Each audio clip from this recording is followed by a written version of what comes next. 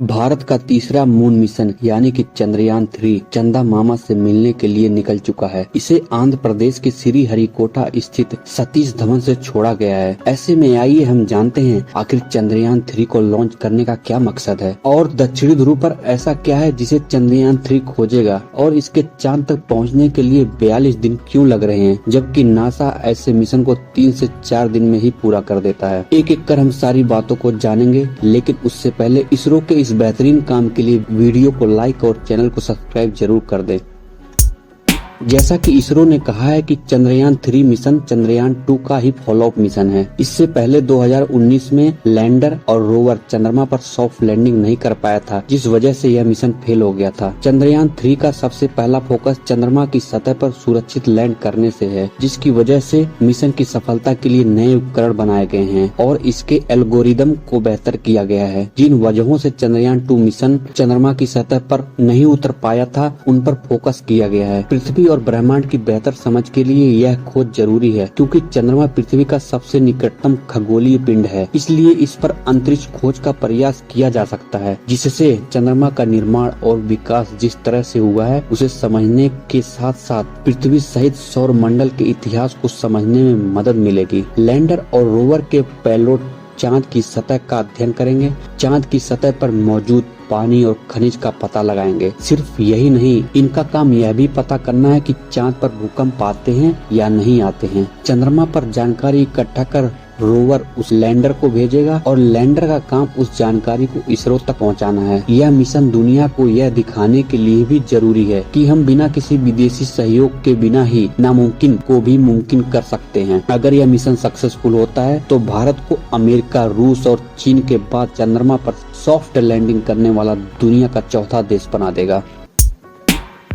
चांद का south pole अपने आप में एक रहस्य है और ना जाने कितने राज अपने सीने में दबाकर बैठा है। दक्षिणी ध्रुव वह जगह है जहां आज तक कोई नहीं पहुंच सका। चंद्रमा के साउथ पोल की इम्पोर्टेंस इससे भी समझी जा सकती है कि चंद्रयान 3 के बाद अमेरिका 2025 में आर्टेमिस 3 भेजेगा, जिसके जरिए वह चांद के साउथ पोल पर मानव को उतारने की योजना बना रहा है। इसके लिए नासा ने स्पेस एक्स से टाई अप भी किया है, जो कि मनुष्य को वहां लैंड कराने के लिए ह्यूमन लैंडिंग सिस्टम बनाएगा। चंद्रमा का साउथ पोल का कुछ एरिया लगातार अंधेरे में ही पड़ा है, जैसा पृथ्वी का दक्षिणी ध्रुव अंटार्कटिका में है और यह पृथ्वी का सबसे ठंडा इलाका है। ऐसे ही चांद का दक्षिणी ध्रुव सबसे ठंडा इलाका है, क्योंकि वहाँ सूरज की रोशनी बिल्कुल नहीं पड़ती। इसलिए वहाँ पर तापमान 0 से लेकर -235 डिग्री तक नीचे रहता है। इतने कम तापमान में न सिर्फ किसी मशीन का काम करना काफी मुश्किल होता है, बल्कि चंद्रमा के साउथ पोल पर तमाम क्रेटर्स या कहें गड्ढे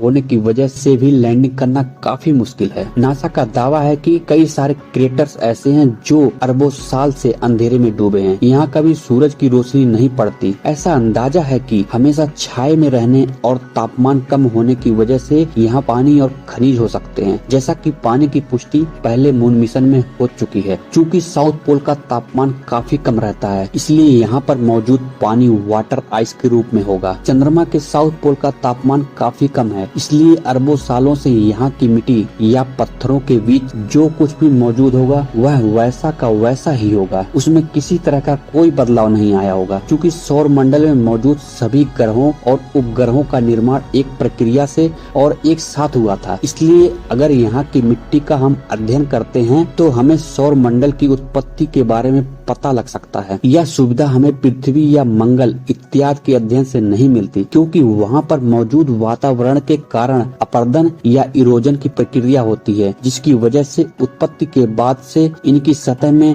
न जाने अब तक कितने परिवर्तन हो चुके हैं। चूँकि चंद्रमा पर ज्वालामुखी वगैरह भी नहीं आते, इसलिए यहाँ की सतह में किसी तरह का परिवर्तन नहीं हुआ है।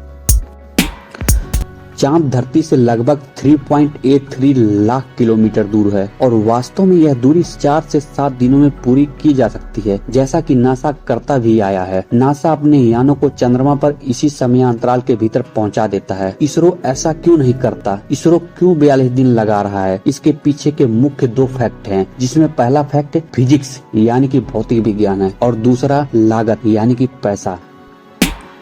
रॉकेट धरती की गति और ग्रेविटी का फायदा उठाता है, क्योंकि रॉकेट को धरती की गति के साथ तालमेल बिठाकर उसके चारों तरफ चक्कर लगाने से ग्रेविटी पुल कम होता है। इसलिए रॉकेट को सुदूर अंतरिक्ष में भेजने के लिए जरूरी है कि उसे धरती की गति और ग्रेविटी का लाभ दिया जाए। इसे हम आसान भाषा में समझ सकते हैं, जैसे कि जब आप चलती बस या धीमी गति की ट्रेन से उतरते हैं तो आप उसकी गति की दिशा में उतरते हैं। ऐसा करने पर आपको गिरने की आशंका 50% कम हो जाती है। इसी तरह अगर आप सीधे रॉकेट को अंतरिक्ष की तरफ भेजेंगे तो आपको धरती की गुरुत्वाकर्षण शक्ति ज्यादा तेजी खींचेगी। धरती की दिशा में उसकी गति के साथ तालमेल बिठाकर उसके चारों तरफ चक्कर लगाने से ग्रेविटी पुल कम हो जाता है। ऐसे में रॉकेट या अंतरिक्ष यान को धरती पर गिरने का खतरा कम हो जाता है। धरती अपनी दूरी पर करीब 1600 किलोमीटर प्रति घंटा की रफ्तार से घूमती है। इसी चीज का रॉकेट या अंतरिक्ष यान फायदा उठाकर धरती के चारों तरफ घूमते हुए बार बार ऑर्बिट मैन्यूवरिंग करता है, मतलब कि यह अपनी कक्षा बदलता है और इन्हीं कक्षाओं को बदलने में समय लगता है। इसलिए चंद्रयान 3 को भी अपनी मंजिल तक पहुंचने में 42 दिन लग रहे हैं, क्योंकि चंद्रयान 3 का 5 चक्कर धरती के चारों तरफ लगाना है, फिर लंबी दूरी की लूनर ट्रांजिट ऑर्बिट में यात्रा करनी है। इसके बाद वह चंद्रमा के चारों तरफ कक्षाएं बदलेगा। यह गलत नहीं है कि इसरो अपने यानों को सीधे चंद्रमा तक नहीं भेज सकता। इसरो के पास नासा की तरह बड़े और प्रभावशाली रॉकेट नहीं है जो चंद्रयान को सीधे चंद्रमा के गोलाकार आवरण में प्रवेश करा सके। ऐसे रॉकेट को बनाने के लिए हजारों करोड़ रुपए खर्च करने पड़ेंगे। ऐसा नहीं इसरो सीधा अपने यान को चंद्रमा तक नहीं भेज सकता, लेकिन नासा की तुलना में इसरो के प्रोजेक्ट सस्ते होते हैं, किफायती होते हैं। अंतरिक्ष यान में ईंधन का मात्रा सीमित होती है, उसका इस्तेमाल लंबे समय तक करना होता है। इसलिए भी उसे सीधे किसी अन्य ग्रह पर नहीं भेजते, क्योंकि इसमें सारा ईंधन खर्च हो जाएगा, फिर वह अपना मिशन पूरी नहीं कर पाएगा। इसलिए यान को धरती के चारों तरफ घुमाते हुए कम ईंधन का इस्तेमाल करके यान को आगे बढ़ाया जाता है। वीडियो में दी गई जानकारी अच्छी लगी हो तो कमेंट में जय हिंद लिखना न भूलें। धन्यवाद।